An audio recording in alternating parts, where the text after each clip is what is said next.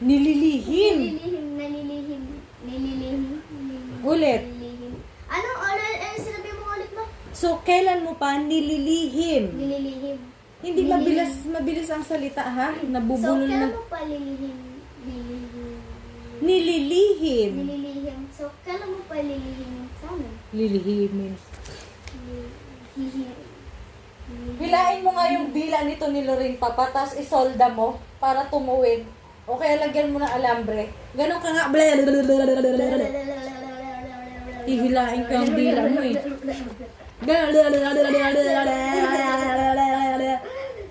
Hilain mo yung dila nito, Papa. Isolda mo.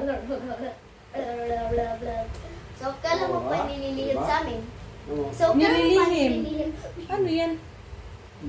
Nililihim. So, kailan mo pa nililihim sa amin? Oh, yun. So, Ganon. kailan mo pa nililihim sa amin? Ulit. Nililihim Sige sa- na. 1, 2, 3, go. So, kailan mo pa nililihim sa amin? Yan. Hindi ko naman sinadya. Natakot lang ako na baka magbago ang lahat kapag nalaman nyo. Teka lang, pwede bang pag-usapan natin to ng maayos? Lahat naman tayo may pagkukulang. Maayos? Josh! Siya yung may tinatago. Yung ex ko! Alam mo naman, mahal ko pa. Mahal ko pa. Mahal ko pa. Tapos, kayo pala?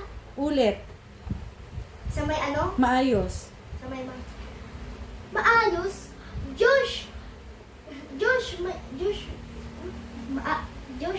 Maayos? Josh!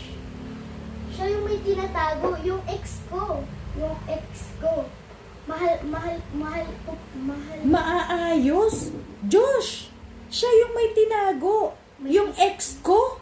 Alam mo namang mahal ko pa. Tapos kayo pala. Gaganon-ganon ka. Action ka. Mahal. Alam mo namang mahal ko pa. Ulit. Kayo pala? Ulit. Maayos. Maaayos. Josh! Maaayos. Josh. Maayos? Maayos? Josh! Siya yung may tinago. Yung ex ko? May Alam mo tinago. namang mahal ko pa. Tapos kayo pala. Ganon. Galit ka. Ano ba? Naka-smile ka. Ay, nako. Ulit.